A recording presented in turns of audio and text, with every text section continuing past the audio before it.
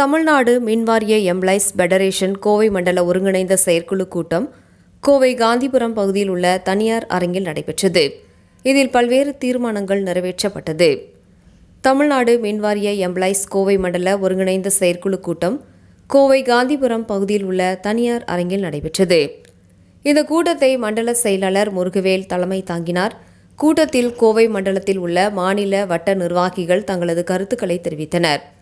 பின்னர் மாநில பொருளாளர் பழனி, மாநில தலைவர் பாஸ்டின் ராஜ், மாநில பொதுச் செயலாளர் சேக்கிலார் ஆகியோர் கலந்து கொண்டு சங்கத்தின் வளர்ச்சி குறித்தும் நிர்வாகிகள் ஒற்றுமை குறித்தும் சிறப்புரை ஆற்றினர். இதில் சுமார் 50க்கும் மேற்பட்ட மகளிர் உள்பட 300க்கும் மேற்பட்டோர் கலந்து கொண்டனர். இதனைத் தொடர்ந்து செய்தியாளர்களை சந்தித்து பேசிய மாநில பொதுச் செயலாளர் சேக்கிலார் கூறியதாவது, இங்கு நடைபெற்ற இந்த கூட்டத்தின் வாயிலாக பல்வேறு தீர்மானங்கள் நிறைவேற்றப்பட்டுள்ளதாகவும் அதில் வேலைப்பளு ஒப்பந்தம் விரைந்து ஏற்படுத்திட வேண்டும், மின்வாரியத்தில் உள்ள காலி பணியிடங்களை உடனடியாக நிரப்பிட வேண்டும், பழைய ஓய்வூதிய திட்டத்தை உடனடியாக அமல் செய்திட வேண்டும், கேங்மேன் பணியாளர்களை கள உதவியாளர்களாக பதவி மாற்றம் செய்திட வேண்டும், இடம் மாறுதல் உத்தரவு பெற்றுள்ள கேங்மேன் பணியாளர்களை உடனடியாக பணி விடுப்பு செய்திட வேண்டும், ஒப்பந்த தொழிலாளர்களை அடையாளம் கண்டு அவர்களை பணி நிரந்தரம் செய்திட வேண்டும், ITI படித்தவர்களை கள உதவியாளர்களாக பணி நியமனம் செய்ய வேண்டும், பணிக்கொடை தொகையை 20 லட்சத்திலிருந்து 25 லட்சமாக உயர்த்திட வேண்டும், திருமண கடன் ரூபாய் 5 லட்சமாக உயர்த்திட வேண்டும், துப்புரவு பணியாளர்கள் இல்லாத அலுவலகங்களுக்கு பகுதி நேர பணியாளர்களை உடனடியாக நியமித்திட வேண்டும் உள்ளிட்ட பல்வேறு கோரிக்கைகள் தீர்மானங்களாக நிறைவேற்றி அரசுக்கு முன்வைத்துள்ளதாக அவர் தெரிவித்தார் என்பது குறிப்பிடத்தக்கது. சேக்கிலார், பொதுச் செயலாளர், TNEP எம்ப்ளாய்ஸ் ஃபெடரேஷன். மின்சார வாரியத்தில் இருக்கக்கூடிய காலி இடங்கள் நிரப்பணும். ஒரு 65,000க்கும் மேற்பட்ட காலி இடங்கள் இருக்கு.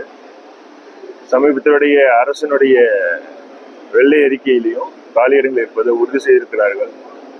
இப்போ அடிப்படை பணியிடங்கள் ஒரு 15,000, விடுபட்ட கேங்மேன் 5,000, 20,000 பேரையும் எடுப்பதாக வாக்குறுதி அளித்திருக்கிறார்கள். அரசு அதை உடனடியாக செய்யணும்.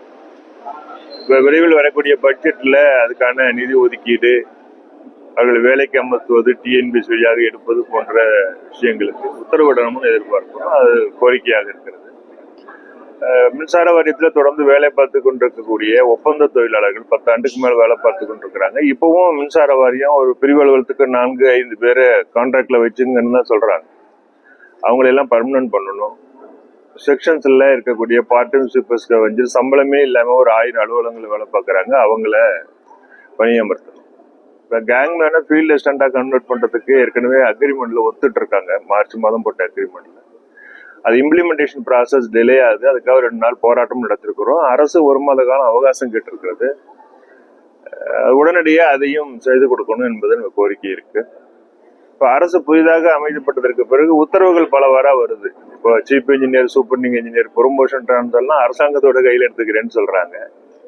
பல இடங்கள்ல இருக்கக்கூடிய உத்தரவுகளே நடைமுறைப்படுத்துறது இல்லை. இப்போ கோயம்புத்தூர்ல இருக்கக்கூடிய CE ஆபீஸ்ல டிரான்ஸ்ஃபர் போஸ்டிங் கைட்லைன்ஸையே சரிவர நடைமுறைப்படுத்தலை. எதா இருந்தாலும் மேலே எழுதி கேட்கிறேன் என்கின்ற காலத்தை தள்ளக்கூடிய ஒரு செயல்பாடு ஏற்பட்டிருக்கு.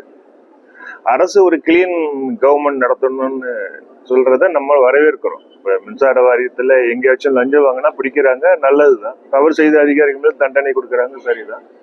பட் மின்சார வாரியத்தின் நட்டத்திலிருந்து மீட்பதற்கு அரசு என்ன முன் வைக்க போறாங்க? மின் தேவையில் இருக்கக்கூடிய பற்றாக்குறை சரி செய்வதற்கு என்ன பண்ண போறாங்க? அடிக்கடி ஏற்படக்கூடிய மின் தடையை சரி செய்வதற்கு ஆட்களை நிரப்புறதுக்கு பதிலாக வேற என்ன மாற்று வழி இருக்கு? இல்லைன்னா உடனடியாக ஆட்களை நிரப்பணும். இது போன்ற விஷயங்கள்லாம் அரசனுடைய முன்னெடுப்பு என்னவா இருக்கு என்பதை நம்ம எதிர்பார்க்கிறோம். அரசு அதிகார இடத்துலையும் கன்சல்டன்ட்டையும் பேசுறாங்க. நம்மளை பொறுத்த வரைக்கும் யூனியன்ட்டையும் பேசணும்னு எதிர்பார்க்கணும். ஸோ ஒர்க்கர் பார்ட்டிசிபேஷன் இந்த மேனேஜ்மெண்ட்டுங்கிறது இருக்கு.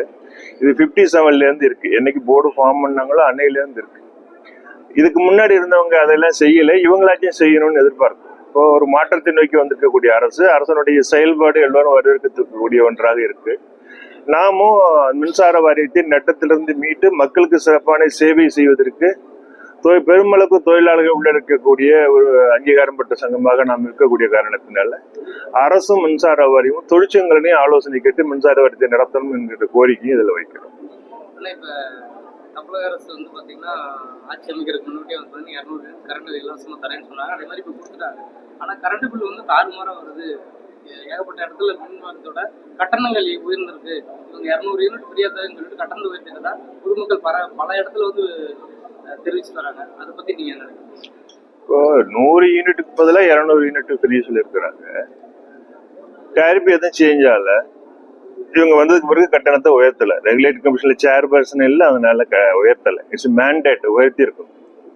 இது சம்மர், பிப்ரவரி டு ஜூன் வரைக்கும் யூசேஜ் ஜாஸ்தி இருக்கும்ல. அன்னைக்கு நீ 1000 ரூபாய்க்கு உபயோகப்படுத்தீங்கன்னா இப்போ 3000 ரூபாய்க்கு உபயோகப்படுத்திருப்பீங்கல்ல. இப்போ 500 மோர் தென் 500 போயிடுச்சுன்னா டேரிஃப் சேஞ்ச் ஆயிடும்ல. பப்ளிக் கிட்ட அது புரிதல் இருக்கான்னு நமக்கு தெரியல.